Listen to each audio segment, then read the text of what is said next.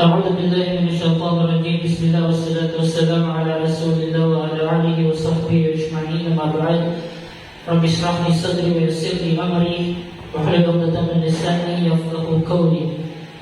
Alhamdulillah, pasasalamat, pagbabalik loob ay para lamang kay Allah subhanahu wa ta'ala, ang Panginoon ng lahat ng nilalang. Ako'y sumasaksi na walang ibang Diyos, walang ibang dapat sambahin maliban si Allah subhanahu wa ta'ala. At ako'y sumasaksi na si Propeta Muhammad sallallahu alaihi wasallam ay kanyang huling propeta at kanyang huling sugo. Mga kapatid sa Islam, alhamdulillah, lahat ng papuri ay kay Allah. At tayo ay nandito ngayon sa masjid na kung saan tayo ay kabilang sa mga taong nag-iingat ng ating pananampalataya. Sapagkat ang nakasalalay dito sa mga ganitong klaseng pagdiriwang ay ang ating pananampalataya kay Allah subhanahu wa ta'ala. Kung saan iniingatan natin ang ating mga sarili na tayo ay hindi mapabilang sa mga ganitong klaseng selebrasyon na lalo'y may kinalaman sa pananampalataya. No? At sa mga kapatid natin, may mga paparating pa, insyaAllah, at magsama-sama tayo dito at matuto tayo sa mga kaunting kaalaman na binahagi ng ating mga kapatid kanina. At alhamdulillah. So, itong taon na ito, ang ganitong klaseng taon pala ay tinatawag at punong-puno ng pamahiin. Okay? Baga itong taon pala na ito, yung celebration ng New Year, ay meron palang kung saan nakapaloob na tinatawag na paniniwala sa mga pamahiin, kung saan taliwas sa ating pananampalataya, o sa pananampalataya ng Islam. At marapat na tayo mag-ingat. Actually, sinabi ni Sheikh As-Sadri, rahimahullah, sabi niya, man fara bidinihi min al-fitan, sallamahullahu minha. Wa man harasa 'ala al-'afiyah, 'afahullah. Sinasabi na ang sino mang umiwas at iniligtas ang kanyang pananampalataya, no? Iniligtas niya ang kanyang pananampalataya mula sa mga fitna, siya ay iingatan at iniligtas ni Allah subhanahu wa ta'ala mula nito. At ang sino mang magsikap na panatilihin ang kapayapaan at kaligtasan, siya ay pagkakalooban ni Allah subhanahu wa ta'ala ng kaligtasan. So, sa atin, sa Islam, hindi tayo marapat na maniwala sa mga ganitong klaseng paniniwala sapagkat ang Muslim naniniwala, nagtitiwala kay Allah subhanahu wa ta'ala. Sinasabi ng mga matatanda na kapag daw tayo ay naniwala sa mga pamahiin ay wala naman daw mawawala. So ito ay mahigpit kong tinututulan sapagkat napakalaki ng mawawala sa atin kung ito ay ating tatangkilihin. So, sinasabi na walang mawawala sa iyo kapag naniwala ka dito. Pero hindi. Napakalaki ng mawawala at maaaring ikapasok natin sa impyerno apoy. Isang araw, merong isang negosyante at nagdadasal siya sa tagapaglikha, Diyos ko, bigyan mo ako ng maraming benta, bigyan mo ako ng maraming kita. Hanggang sa walang dumarating sa kanya, pero si Allah subhanahu wa ta'ala ang nakakaalam kung kailan niya ito marapat ibigay sa tao. Ngayon, may dumating sa kanya, sabi sa kanya, maglagay ka ng ganito, ganyan, papaswerte, mga pamainit. Pagkatapos, nagkaroon siya ng maraming benta. So, ibig sabihin, dumating sa punto na kung saan mas naniniwala na siya doon sa pamahiin kaysa sa dakilang tayo paglikha. Okay, Allah subhanahu wa ta'ala. Kaya naman, hindi totoo na pag sinabi na pag tayo naniwala sa pamahiin, walang mawawala sa atin. Meron. Napakalaki. Sapagkat ang Muslim ay naniniwala, nagtitiwala kay Allah subhanahu wa ta'ala. Diba sa kanya natin hinihingi ang lahat ng mga pangangailangan natin.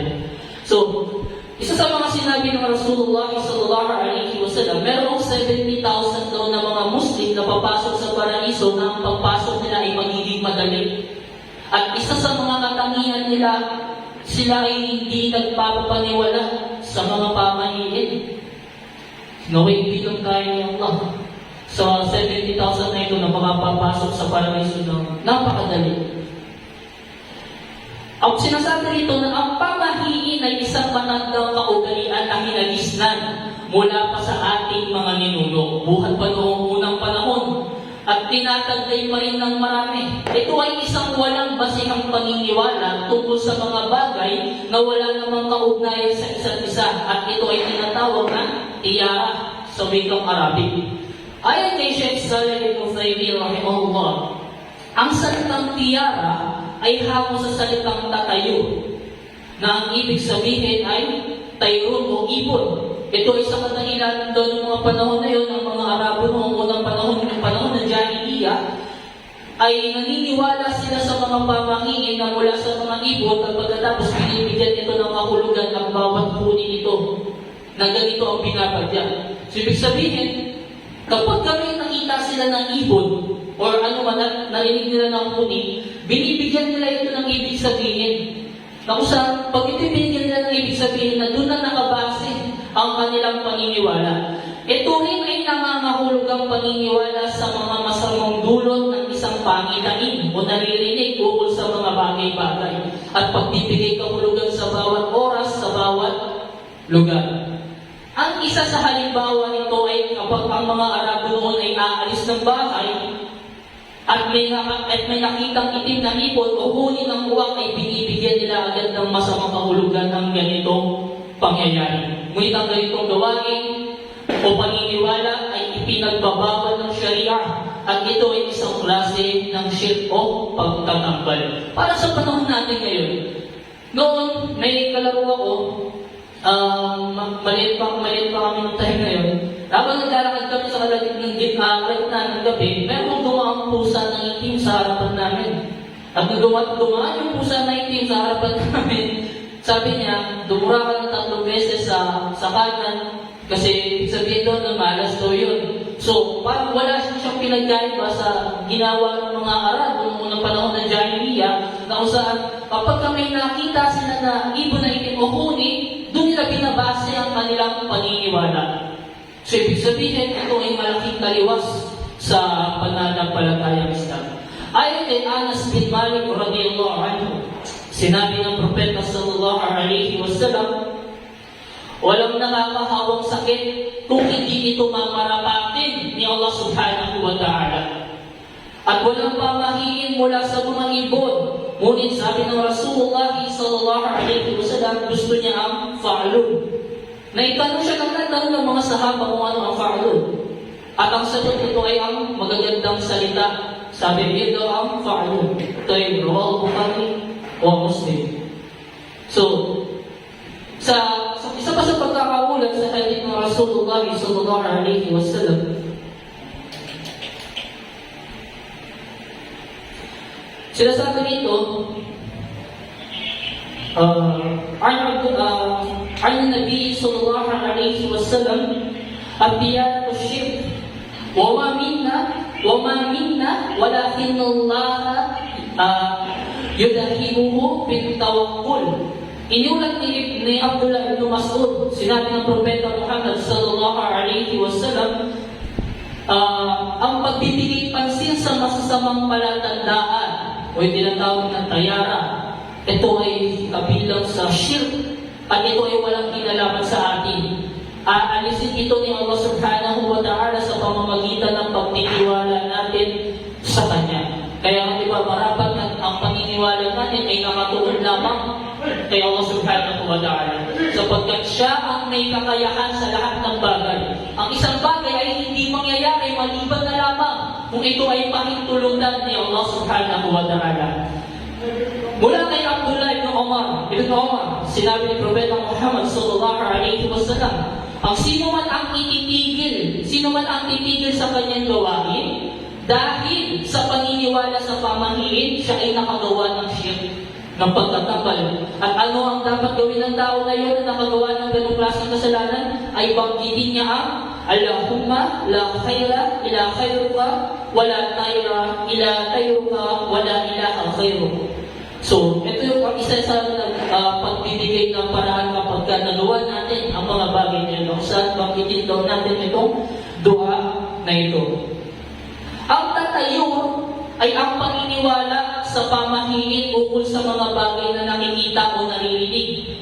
May narinig ka, may nakita ka, at binigyan mo ng masamang kahulugan, na kung halimbawa ito ay may lakad, may pupuntahan ka, at may nakita kang isang bagay na, or kakaiba ng hindi mo na nakita, at hindi ka tumuloy dahil naniniwala ka na mayroong mangyayari na hindi maganda. So yun ay kabilang sa paniniwala sa mga pamahiin. At ang sino man ang maniwala dito o titigil sa kanyang paglalakad, titigil sa kanyang kasalukuyang ginagawa dahil sa paniniwala sa pamahiin ay nakagawa ng shirk. Dahil ang pananalig niya kay Allah subhanahu wa ta'ala ay nangibali niya doon sa pamahiin na yun. At binuksan niya ang pinto ng takot sa pamahiin na yun na dapat ay takot niya kay Allah subhanahu wa ta'ala. So, ganun kahalaga kung saan ang paniniwala natin, ang takot natin, ang labis-labis na pagkatakot natin ay kay Allah subhanahu wa ta'ala, at hindi tayo marapat na magbigay ng kahulugan na may mangyayari na ganito na ganyan, sapagkat ang isang bagay ay hindi mangyayari maliban na lamang na ito ay itakda ni Allah subhanahu wa ta'ala. Sinabi ni Sheikh Salih Al-Fawzan Habibullah, paano ba natin maiiwasan ang mga pamahiin? So nagbigay siya ng ilang paraan paano natin maiiwasan ang mga bagay na ito o ang paniniwala sa mga pamahiin. Sinabi rito ang tawakkul, ang pagtitiwala kay Allah subhanahu wa ta'ala. Nararapat na ang pagtitiwala natin sa anumang bagay ay nakatulong lamang kay Allah, dahil siya ang nakakaalam sa lahat ng mga bagay na nagaganap o magaganap pa lamang, at siya ang may kakayahan na gawin ang anumang naisin niya sa lahat ng kanyang mga nilikha. Kaya sinabi diba sa isang ayat sa banal na Quran, hasbunallahu wa ni'mal wakil. Si Allah ay sapat na sa atin. Siya ang pinakamahusay na tagapagtanggol sa mga gawain. Sa isang hadith na iulat, sinasabi dito na عن أبي هريرة عن النبي صلى الله عليه وسلم قال من لم يسأل الله غضب الله عليه. Ang sino mang hindi humingi kay Allah subhanahu wa ta'ala ay mapupuot sa kanya si Allah subhanahu wa ta'ala. Bakit? Dahil ang dua o ang panalangin ay isang uri ng pagsamba. Diba sabi ng Rasulullah sallallahu alaihi wasallam, ad-dua wal ibadah. Ang panalangin ika ay pagsamba. Kaya kung sa isang bagay, halimbawa dito, nananalangin ka dyan, ginudiyos mo na yan. So, ibig sabihin, hindi yung sasabihin na hindi namin yan sinasamba, dahil respeto lang namin yan. Pag-respeto, pamilihan, diba? So, diba? So, marapat tayo na humingi kay Allah subhanahu wa ta'ala. Ang paghingi kay Allah ay nagpapakita ng ating kababaang loob at pagtitiwala sa Kanya. Kapag ang isang tao ay humihingi kay Allah subhanahu wa ta'ala, ipinakikita niya na hindi niya kailangan si Allah, at yun ay isang uri ng pagmamalaki. Tanging si Allah lamang ang makapagbibigay ng ating pangangailangan. Ang mga tagapanustos, ultimo ang ulan. Si Allah subhanahu wa ta'ala ang nagbababa nito bilang panustos upang pagsitubo ang mga pananim bilang maging panustos sa atin. Sinabi niya Allah sa banal na Quran, A'udhu billahi minash shaitanir rajim, wa qala rabbukum ud'uni astajib lakum. Innal ladina yastakhbiruna 'an ibadati sayadkhuluna jahannama dakhirin. At ang iyong Panginoon ay nagsabi, manalangin kayo sa akin, kayo ay aking diringgin. Katotohanan niya kung mga nagmamalaki ng pagsamba sa akin, katiyakan na sila ay magsisipasok sa impyerno ng kadulsa-dulsa. So, diba, sinabi niya Allah sa banal na Quran, ako saan tayo diretso na humingi sa Kanya, manalangin sa Kanya, wala siyang sinabi na dumaan kayo kay ganito, kay ganyan, upang ang biyaya ko ay makamit nyo, sapagkat ang paghingi natin kay Allah subhanahu wa ta'ala ay direkta, at wala tayong dapat na tagapamagitan. Si Allah subhanahu wa ta'ala na nag-utos na humingi tayo sa Kanya. Ang hindi paggawa nito ay maupong pagsuway kay Allah subhanahu wa ta'ala na maaaring maging dahilan ng kanyang galit. Sinasabi dito sa isang hadith na naiulat, ibig daw ika sa kapwa ay hindi nagpapababa ng kayamanan. Walang nagpapatawad sa iba, maliban na si Allah subhanahu wa ta'ala ay nagdaragdag sa kanyang karangalan. At walang sino man ang nagpapakumbaba para sa kapakanan ni Allah, maliban na si Allah ay itataas ang kanyang antas. Sa isa pang ulat, sinasabi sa hadith ng Rasulullah sallallahu alaihi wasallam na hayaan ang isa sa inyo na humingi sa kanyang Panginoon para sa kanyang bawat pangangailangan. Sa kasunod sa pamamaraan kung paano natin mangiiwasan ang mga ganitong klaseng pamahiin na sinabi ni Sheikh Salih Al-Fawzan. Ipagpatuloy mo ang anumang plano mong gawin ng walang pag-aalinlangan. May pagkakataon kasi na ang isang bagay na ginagawa mo, tumitigil ka sa isang bagay dahil nag-aalinlangan ka o nagkakaroon ka sa isip mo na baka magkaroon ng pangyayari na hindi maganda dahil sa mga bagay na narinig o nakita mo. Yun nga yung pinabanggit natin kanina. Sinasabi na hindi na dapat gumamit ng anumang mga alamat at huwag mong pansinin ang nakagawian mong pamahiin. Ang lahat ng bagay ay isipin mo si Allah subhanahu wa ta'ala ang may kakayahan na gawin ang naisip niya at hindi ang pamahiin na yun. Kaya diba, tinuturo sa atin na kung saan ang lahat-lahat kay Allah subhanahu wa ta'ala na hindi tayo marapat maglagay ng kung ano-anong pamahiin, yung mga pampaswerte, na kung saan nilalagay doon para mas dumami ang nakakita. Pero tayo, alhamdulillah, ipapasalamat natin kay Allah na kung saan naunawaan natin na kung kanino nagmumula ang mga biyaya na ipinagkakaloob sa atin at yun ay kay Allah subhanahu wa ta'ala. Qala Allah ta'ala, lillahi mulku as-samawati wal ardi wa ma fihin wa huwa ala kulli shay'in qadir. Si Allah ang nag-aangkin ng kapamahalaan ng kalangitan at kalupaan at lahat ng nasa pagitan nito. At siya ang may kakayahan na makagawa sa lahat ng mga bagay.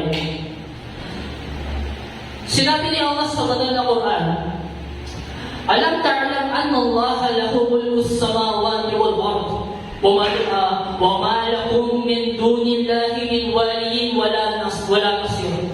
Hindi mo ba nalalaman na si Allah subhanahu wa ta'ala ang nagmamay-ari, ang may-ari ng kapahamalaan ng mga kalangitan at ng kalupaan. At wala nang bukod pa kay Allah subhanahu wa ta'ala. Kayo ay walang matatagpuang tagapagtanggol o anuman na makatutulong. Dahil bi anna Allah huwa al-haqq wa annahu yuhyil mauta wa annahu ala kulli shay'in qadir. Ito'y sapagkat si Allah ang katotohanan at siya ang nagbibigay ng buhay sa patay at siya ang nakakagawa ng lahat ng mga bagay. Kaya naman mga kapatid, sa pananampalatayang Islam, may mga pagkakataon na tayo nakaka-encounter ng mga bagay o isang kabilang sa ating mga kasamahan na may mga ganitong klase pang paniniwala na kung saan marapat na ito ay alisin natin, hindi tayo marapat tumangkilin dito sapagkat ito ay maaaring magdulot ng pinsala sa ating pananampalataya. Sa karugtong, sa isang hadith na naiulat, ito'y patungkol sa sinabi ng ating kapatid kanina na ang biyaya ng isang tao ay nakasulat na kung saan ito ay nakatakda na. Sinabi sa pagkakaulat sa hadith na ito, at pagkatapos ay ipapadala sa kanya ang anghel upang iihip sa kanya ang kanyang kaluluwa, ang ruh. At may kasamang kautusan tungkol sa apat na kataga. Ano yung una rito? Upang itala ang kanyang pagustos at ang tagal ng tanin ng kanyang buhay, ang kanyang mga amal, ang kanyang mga gawain, kung siya ay magiging maligaya o hindi, kung siya ba ay papasok sa paraiso o hindi. Kaya di ba may mga pagkakataon na tayo nakasusumpong ng tagtad ng mga pampaswerte sa bahay nila. Di ba? Na naglagay ng mga bilog-bilog, yung mga sinasabi na pag naglagay ka nito, kinabukasan, marami kang kita. Di ba? Pero kung tayo ay maniniwala lamang sa qadar, iba't kabilang sa ating paniniwala, di ba? Wa tu'minu bil qadari khairihi wa sharrihi. Kabilang sa ating paniniwala ay ang paniniwala sa mga bagay na itinakda ni Allah subhanahu wa ta'ala, ito man ay mabuti o masama. At kung ano man ang mga biyaya na dumarating sa atin, ito ay sa kapahintulutan ni Allah. Si Allah subhanahu wa ta'ala mismo ang nakakaalam kung ano ang biyaya na marapat niyang ibigay sa atin. Dahil may mga pagkakataon na alam naman natin na ang isang bagay na hinihingi natin at hindi natin masasabi na baka maaaring yun ay maging dahilan ng pagkawala natin sa pananampalataya.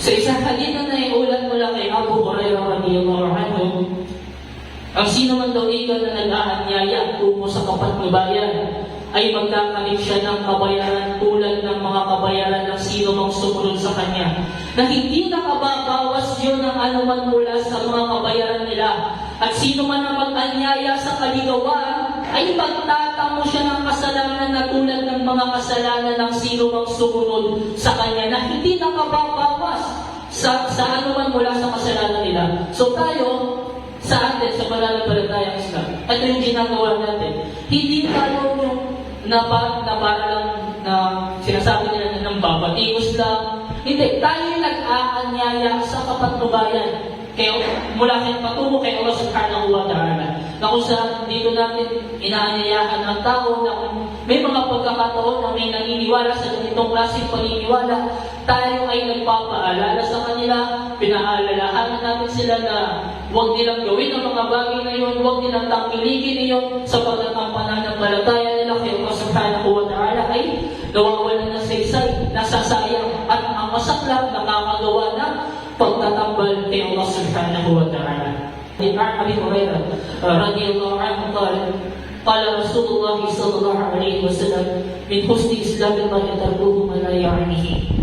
Hadithul Hasan rawahu Tirmidhi. So, mula kay Abu Hurairah radhiyallahu anhu, sinabi ng Propeta Muhammad sallallahu alaihi wasallam, kasama sa kabutihan ng isang mabuting Muslim ay ang iwanan o layuan ang mga bagay na hindi makabubuti para sa kanya. Halimbawa na lang ang mga pakikilahok sa mga lumaganap na pagdiriwang ngayon, na kung saan alam natin na ito ay hindi makabubuti sa isang Muslim, sapagkat ito ay may kinalaman sa mga Diyos-Diyosa na mahigpit na ipinagbabawal ni Allah subhanahu wa ta'ala na tayo ay makilahok dito, at in fact na tayo mahulog sa pagsamba nito, sapagkat may mga pagkakataon na sinasabi ng mga ilan na okay lang to, alam ko naman na Muslim ako, hindi ako sasamba, pero hindi natin masasabi, sapagkat ang syaitan ay uunti-unti yata upang mahulog sa mga patibok. Narito ang ilan sa kanyang ilan sa pananaw at mga kaugnay ng fatwa ng mga ibang pantas. Halimbawa na lang ang paggagaya sa mga hindi Muslim. Ang pagdiriwang ng bagong taon ay itinuturing na panggagaya at tasyabuh sa mga hindi Muslim na komunidad na mahigpit na ipinagbabawal sa pananampalatayang Islam. Sapagkat sa Islam, tayo binigyan ng pagdiriwang na marapat natin ipagdiwang. Ano yung dalawa na ito? Ito yung Eidul Fitr at ang Eidul Adha. Na kung saan makontento tayo dito, nawag na tayo sa mga ganitong klaseng selebrasyon. Diba? Na kung saan itong pagdiriwang na ito, tayo pinahintulutan, may basis, may dalil sa sunnah ng Rasulullah sallallahu alaihi wasallam. Maging ang pagbati ng Happy New Year ay hindi rin pinapayagan dahil nangangahulugang ito ay pagkilala at pakikisa sa kanilang mga ritual o tradisyon ayon din sa kay Sheikh Ibn Taymiyyah rahimahullah. So haram, ipinagbabawal ang pangkalahatang halos sa paglahok sa mga ganitong selebrasyon ng bagong taon ay ipinagbawal dahil ito ay ito ay pagkalima at pagkalugod sa mga gawaing labag sa pananampalatayang Islam. Kaya naman mga kapatid, sa pananampalatayang Islam, ito'y paalala una sa aming sarili. Na kung saan may mga pagkakataon na tayo ay hindi natin napapansin ng ating sarili na sa mga ganong klaseng pagkakataon, sa mga maliliit na pagdiriwang, na panatag tayo, kampante tayo, na hindi tayo matatangay.